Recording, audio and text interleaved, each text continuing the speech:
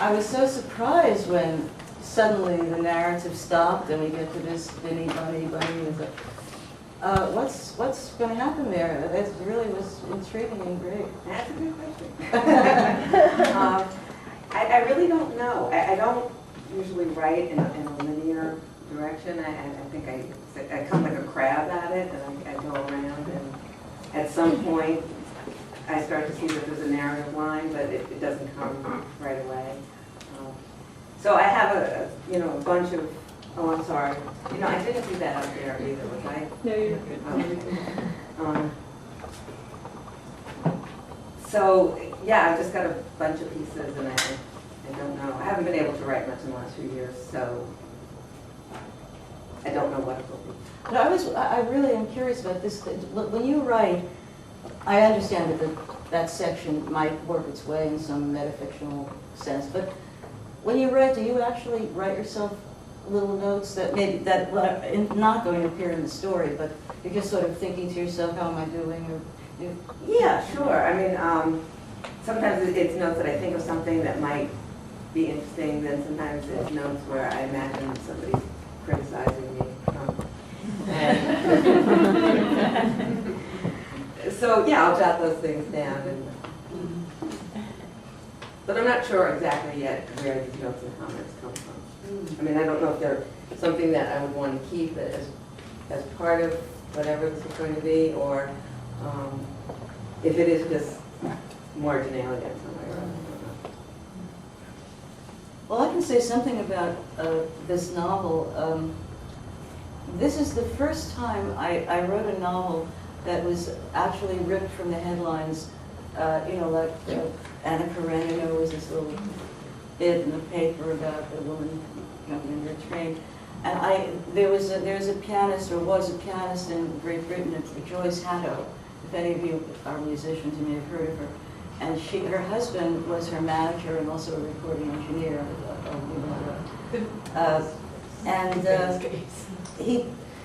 She started out, she had a couple of early concerts, and her reviews were mediocre, unlike my character, who was always, well, her reviews were mediocre too, but for different reasons. Anyway, my character was a very good pianist, I don't know about Hatto. And she didn't perform, she taught, and after a while CDs began coming out under her name, and they were quite amazing CDs, and the online music world picked them up and reviewed them, and they loved them, and she was doing very well, and the husband was she would play, and he would record her and produce the edit and do it, and so on. And he had her playing with not only solos, but chamber music, orchestras, and so forth, and he even created reviews. And this was all fraud. He was using other people's work, other pianists. And it began to come out when she was in her last days. I think she died in maybe 10 or so years ago, I'm not sure, maybe 2007. When the technology got to the point when you could put a CD in your computer and on the screen it would tell you exactly what you were listening to, that was when it all fell apart. Before that, it didn't say, but you put in you'd think it was by Joyce Hatto, and they say this is Vladimir Ashkenazy, so trouble began. So and then she died, and it was never quite certain how much she knew of this. The husband, who was interviewed extensively, said she didn't know anything about it. So the two things that interested me, and this is what you heard, is she's a little girl, and most of the book she grows up. I was interested first in the ambiguity of did she know or did she not know? And I don't say either. Toward the end, she starts to know, but I always like to leave some ambiguity. And the second thing that I wanted to explore was how could you get any satisfaction from, even if you get famous and people admire you or what they think is your work, how could you really feel good about it if you know it's not yours? And I wondered, that's what interested me about her case. And the last thing I'll say is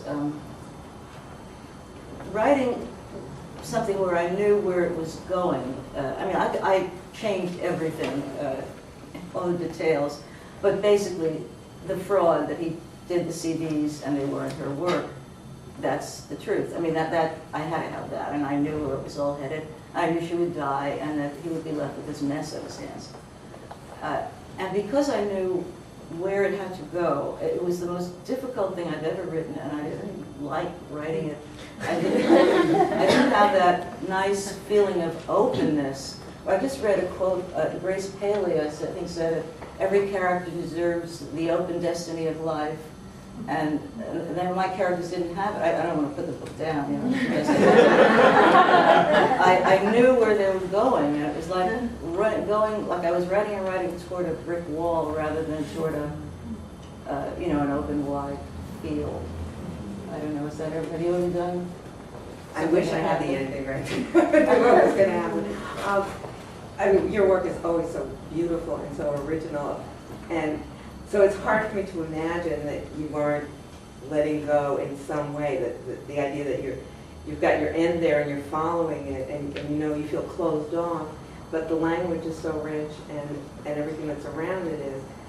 So, yeah, I guess I'm trying to understand why was that part, knowing how it was going to end, so unpleasant for you? Well, it wasn't that the writing itself wasn't unpleasant, but the thinking, there was nothing to think about except how, you know, how was I going to get there? But I knew where I was going, and with other books, sometimes you know generally where you're going, but anything can happen. And there's just a nice sense of freedom, like jumping up a ski, you know, what do you jump off? A hill, I've never done it, but you know, nice feeling, you know, where you're going to land. And I didn't have that here. It was a kind of like a drag. But you brought in, I mean, you created new characters, just the sort of... Oh yeah, yeah. I didn't want to know much about, I don't know much about them. There was a big article in the New Yorker by a journalist called Mark Singer, whom I thank at the back. It was gave me a lot of information. And I tried to, I remember the music details. I had to work hard on the technical parts, and one of my students from Bennington, who's a musician and does engineering music too, helped me with all of that, so I got very involved. But I didn't want to know about their lives. I don't know what kind of childhood she had, and I don't know what her psychological hang-ups were, and I didn't want to know about him. Oh, but, well, here I have to thank my friend Ellen, who's helped me. But the husband is kind of well, in real life, I think he's sort of a con man.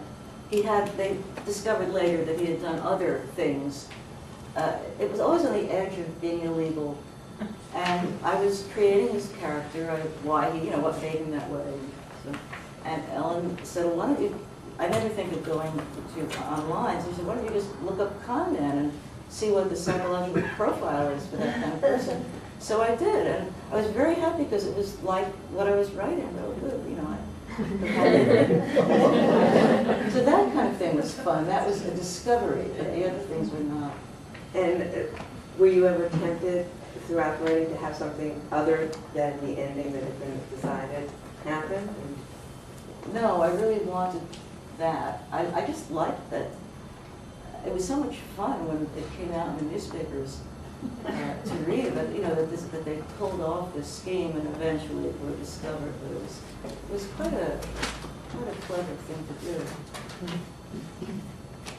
And despite the nonfiction that you write, Lynn is prolific beyond believability. It scares me. But despite that, is this the first time that you've ever done a rip from the headlines or based on a story? Yes, yes, something that I read. I mean, I've used things from my life now and then. I don't write a lot of biographical stuff, but this was, I didn't know anything about this, I just read about it. But talking about prolific, I should tell you how Benny and I met. When it was a long time ago, and I used to get books, more than I do now, you know, for blurbs, you know, new writers. I was pretty new myself. New writers, and will you please read this book and say something else about it in the back. And I got one, and it was called On Mermaid Avenue. And the writer, I don't know if there was a picture, but obviously she was young. And I don't know what another of these, but it just so happened that I was going to jury duty So I thought, oh, this will be something for jury duty. And you know how at jury duty, you have to sit there for days until they call you. So I started reading it. I read it, and it was absolutely terrific. And I was so happy that I had done it. Without that jury duty, I might have put it on the pile. I'll get to it. And then we met, and she was, Vinnie was often has done, even though you have done many novels. Yes, but I've always been incredibly grateful to them for that. And I don't know if you remember, but after she had done that, and my editor had asked, because I didn't know too many writers, and asked for a wish list of people that I might want to blurb my book, and warned me that it probably wasn't going to happen, but I should have the wish list there anyway. And Lynn was on my wish list, and when she did it, I was so delighted. And I saw that you were reading somewhere downtown shortly after that, and I wanted to go to the reading and say thank you. And we went out for coffee after, and I just was so knocked out that she did that for me and didn't know who I was or anything. You looked at me kind of just deadpan and said, well, isn't that what established writers do for up-and-coming writers? And I took that, I don't know if you say that now anymore. I've been tired of saying that too, but it was something that I really took to heart as a sort of a philosophy in being a writer. That yeah, you do help somebody out. No, we all do that, and in the way the book world is now, writers really need all the help they can get, especially when it's somebody good. It was one thing. I said, yeah. I mean, this was just one of those things. Sometimes when people read, they haven't decided, they haven't talked beforehand what they're going to read, but they both end up reading something about a mother, or it just winds up this sort of a synchronicity that happens that you can't really say why. And although this was not the case, one thing that did strike me was your character, your protagonist, this desire that feeling like she doesn't exist, and wanting to be somebody who does exist. And although my protagonist is a very different sort of person, that idea of not being somebody special is really painful to her. And I'm wondering if that is something that's universal, that everybody feels that way, that we all want to be special, or is that something that artists feel in particular, that they particularly need to be special or loved more than other people are loved? That's a good question. I meant to say that I noticed that you ended, she wanted to be special, and I used the word special, and I use it, the father, it turns out, there's not a lot about the childhood, but in what there is, the father, he pushes, and he's a kind of father who pushes too hard. In fact, special for her turns out to be a kind of curse, because that, coupled with her feeling that she needs recognition in order to feel validated as a human being, that kind of brings about her downfall. She's wildly ambitious, and then for various reasons she can't, she gets stage fright, she can't perform well, even though she is a brilliant pianist. And this need to be special, and then at some point, this is not revealing anything particular, but the father dies, and you won't get one way or the other. He dies, and then she thinks, well, and she must be in her early 20s, studying music, going to Juilliard, and she thinks, oh, maybe now, I don't have to be special anymore, and this burden of having to achieve will be lifted from me. And nothing changes because, you internalize these things. So the special, in this case, special is bad. But I don't know about, when I was a kid, I was called special because I was smart in school, and I hated it. And now, there are times I would like, what I would really like is that I work to be special, but I don't care, me personally. I guess as I get older, the whole issue doesn't interest me. What about you?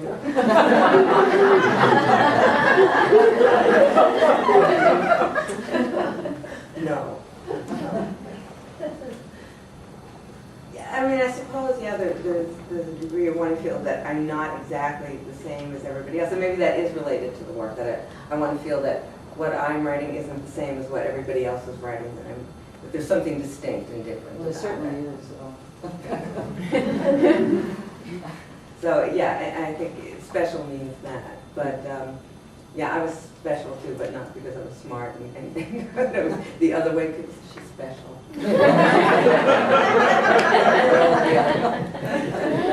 Well, I just say, Minnie's work is very unusual. I'm not trying to make it as a mutual admiration society, but it is true that her works are very, very daring, bold, and what they used to call the buzzword transgressive. And, you know, people do things that are not so nice or that we don't like to talk about. So, I was going to say every writer is special, but that's not true.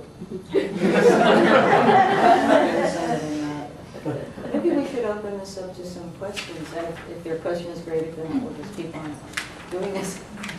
Okay. The scenes, that basically the bit of it being, you both hint at nonfiction. And how much of what you're putting in that is nonfiction? When you shift over to, and by you I mean Brittany, when you shift over to it being where you call the attention of the reader to the fact that it is a moment where it's a truthful moment, how much of where you're going with that is true? Well, for me, writing has always been sort of, it's part imagination and that freedom to go wherever I want and to make things up and not having to stick to the end or what really happened. It was wonderfully liberating. I think there's just, it's a mixture. There's observation, there's imagination, sometimes there's life experience. But what happens so often is that when you write fiction, is people assume that it's true. They assume that's your life, they assume that's your story. And so I kind of wanted to play with that because, you know, I've had people ask and I'll say, no, that's not me, and I'll give all the reasons why this character has nothing to do with me at all. And then they'll still say, yeah, but aside from that. And so I sort of felt like, oh, well, you know, if you're going to think it anyway, then, you know, then I'll just play with that. Phil, do you have a question? Yeah, I wanted to ask you, Lynn, that it's a return to your writing about classical music in a novel. And that's something that's occurred in the past. And I just wanted to ask what it was like to bring that other art form in, and particularly because prose itself can have musical elements. So was that a kind of baseline reassurance for you to return to classical music? Well, it's something I thought I knew something about, Yeah. and I had you know, as I said, the character in Disturbances in the Field as a pianist, and she. Right. There, I used one particular work, was Schubert's Traut Quintet, that is constant, and it's used in a million different ways. But here, I didn't do that. I mentioned a lot of things that she plays because I wanted to have a verisimilitude and, you know, what does a student study at Juilliard. But I thought more of the shape of it as musical. Like I call it, I don't know, maybe I wouldn't do this now, but I called the first part overture. Now it seems a little schlocky. And I thought of sonata form. You know, it's a great form. It's exposition, development, and recapitulation. And I try to do that a little bit, but it didn't quite work, so I couldn't stick to it. But what I like to do, even without the thought of music, is I like to have themes sort of thread their way through, like in a tapestry, like, you know, or, you know, when kids make pot holders, you know, you watch the way you've done it. You follow the orange thread, and then it'll be here, and it'll be here, and here. And I do that with many, many themes, and that is true of lots of music. So, yeah, it was kind of an anchor. I'm trying to think of other books I've also, Disturbances in the Field I also used some philosophy.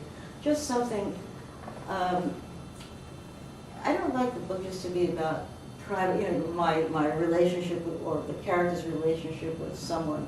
People talk a lot about books being about relationships. I never know what they mean. I mean, everything is in relation to something. So I like to have a real subject to focus, to tie all these more elusive aspects to.